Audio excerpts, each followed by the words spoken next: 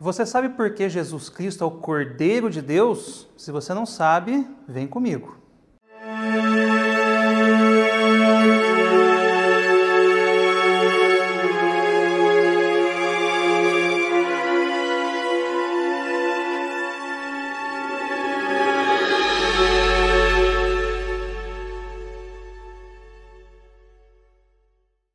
Olá, salve Maria, sejam todos bem-vindos ao programa Nossa Igreja Católica. Eu sou Mário Boldrini e quero convidar você a conhecer melhor a nossa igreja, algumas curiosidades e muita informação sobre a Igreja de Cristo, tá? Já lembrando que se você não é inscrito no nosso canal Rosa Mística Pinhal, você pode se inscrever no YouTube e também ativar todas as notificações para ficar por dentro do que acontece aqui na Paróquia do Divino Espírito Santo e Nossa Senhora das Dores. Também temos a nossa página no Facebook e também temos o nosso WhatsApp, que é o 3651-3046, que você pode mandar as suas dúvidas, as suas sugestões de pauta para o nosso programa, também mandar a sua crítica, a seu elogio, enfim, mandar aquilo que você quiser para nós aqui, tá joia? Esse número também é da secretaria aqui da paróquia e é o nosso WhatsApp. Então, dito isso, vamos para o nosso tema de hoje. Bom, o nosso tema de hoje foi uma sugestão da minha querida amiga e minha mãe espiritual, Zenaide Corezola, tá? Aqui da paróquia, que ela pediu para eu falar um pouco sobre um desenho que todos já viram, que todos conhecem, mas que poucos sabem o significado dele dentro da liturgia católica, dentro da nossa doutrina, não é? Sobretudo também quando nós, antes de comungarmos, nós recitamos o Cordeiro de Deus, que tirais o pecado do mundo, tende piedade de nós. Então, por que é que Jesus Cristo é o Cordeiro de Deus? E por que é que ele, sendo o Cordeiro de Deus, nós temos essa representação dentro da Igreja Católica? Vou pedir para o Conrado colocar para a gente o desenho, para a gente conhecer melhor. Tá vendo? Esse desenho muita gente conhece, não é? Muitos já viram. E aparentemente pode ser um pouco estranho a gente olhar, né? Puxa, uma ovelha condecorada, assim, como se fosse santo, carregando o estandarte da ressurreição, né? Que é o mesmo estandarte que nós conhecemos, que o ressuscitado usa, né? Um animal que está sendo usado aí. Esse desenho é um exemplo de muitos desenhos iguais a esse, né? Muitos tipos de representações de desenhos que nós temos. Então nós temos dentro da Sagrada Escritura, devemos nos recordar do que aconteceu no Antigo Testamento, para nós compreendermos um pouco esse conceito, né?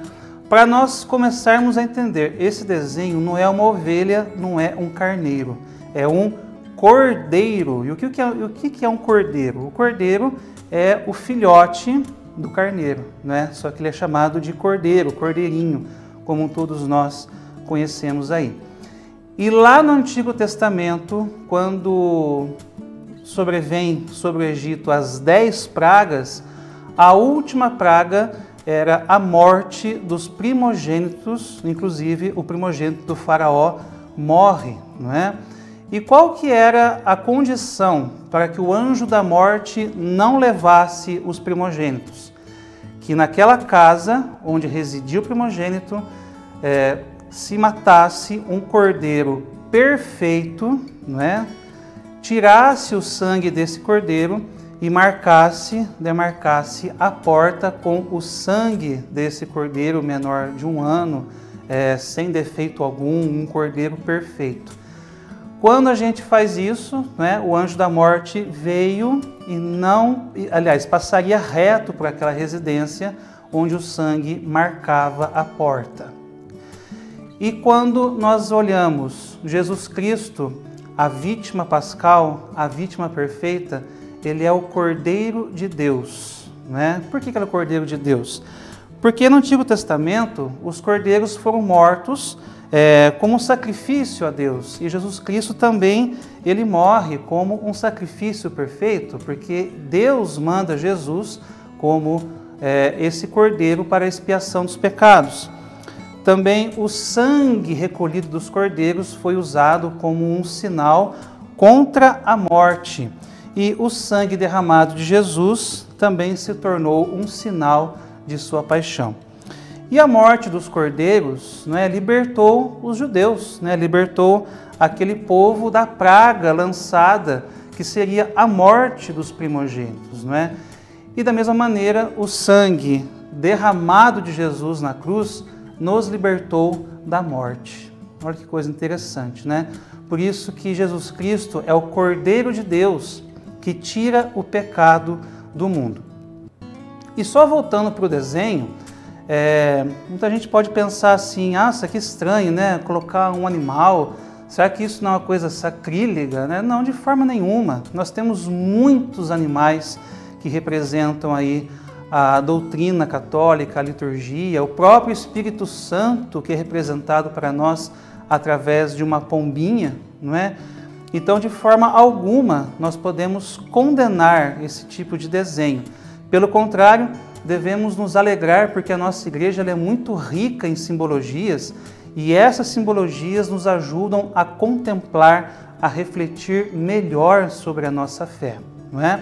Então, o Cordeiro de Deus é esse desenho fantástico, lindo, que nós temos muitas versões desse desenho carregando aí o estandarte da ressurreição.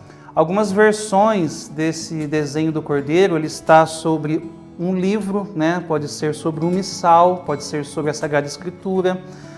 Algumas versões desse desenho têm o lado aberto, assim como Jesus, né, derramando o sangue dentro de um cálice. Outras versões também têm esse mesmo lado aberto, derramando sangue e água, assim como Jesus misericordioso. Faça uma experiência você. Entre no seu computador, né, lá na internet, e coloque no seu navegador de buscas Cordeiro de Deus, né, imagem do Cordeiro de Deus. Vem uma infinidade de imagens iguais a essa, e é muito lindo nós contemplarmos cada uma delas. Quando nós observamos que os cordeiros no Antigo Testamento libertaram o povo, né, através do seu sangue derramado, e também como nós podemos enxergar que Jesus Cristo é o novo Cordeiro, né? Aquele que tira o pecado do mundo pela sua morte, associada à morte dos cordeiros. Como o seu sangue derramado foi importante para a nossa libertação e para a nossa salvação. Nós temos também algumas outras reflexões acerca desse cordeiro, não é? Porque o profeta Isaías retrata para nós que o servo sofredor seria levado ao matadouro assim como um cordeiro, não é? Porque o cordeiro, ele não tem reação nenhuma. Jesus Cristo, ele poderia se libertar da sua morte, isso é evidente. Jesus Cristo é Deus.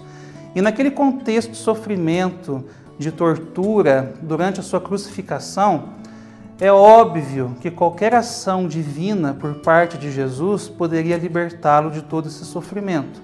Mas Jesus não quis dessa maneira. Jesus quis sofrer até as últimas consequências, até a sua morte e morte de cruz, para redimir todos nós, filhos de Deus. Então, quando nós pegamos esse conceito também do cordeiro que é levado ao matadouro, né, sem reclamar, sabendo que vai passar por um tormento, nós também podemos associar essa imagem do cordeiro para Jesus Cristo, aquele que sofre sem abrir a boca, aquele que levou bofetadas e cusparadas sem dobrar a sua face e sem se revoltar contra aqueles que arrancavam a sua barba. Olha só que coisa interessante. Então, como sugestão da Zenaide Corazola, está aí então nós conhecermos o significado do Cordeiro de Deus, né? Desse desenho. Peço para o Conrado colocar de novo para a gente poder ver. Olha lá que coisa mais linda, gente. Esse desenho, ele embeleza muitas igrejas, catedrais. Eu inclusive acho que esse desenho é um vitral. Eu não tenho certeza porque eu recolhi da internet e eu não tenho certeza se pode ser um vitral, mas muitos vitrais, paramentos litúrgicos trazem esse desenho para nós. o Cordeiro de Deus, o Cordeiro imolado, perfeito, sem mancha alguma. Então é isso, pessoal. Para você que nos acompanhou aqui hoje, está aí mais uma curiosidade para você conhecer e se aprofundar melhor na sua fé católica, na nossa fé católica, na nossa Igreja Católica. Que nós possamos cada vez mais crescer nessa fé, crescer nesse conhecimento, admirar e amar cada vez mais a nossa Igreja Católica pelo que ela é, pelo que ela representa para nós e pelo que ela sempre foi, desde Jesus Cristo, né, da sua fundação com São Pedro até os dias atuais, que permanece firme, permanece inabalável e na certeza que nós temos que as portas do inferno jamais prevalecerão sobre ela. A você que esteve comigo aqui, muito obrigado pela sua audiência, fique com Deus e até o próximo Nossa Igreja Católica. Até lá!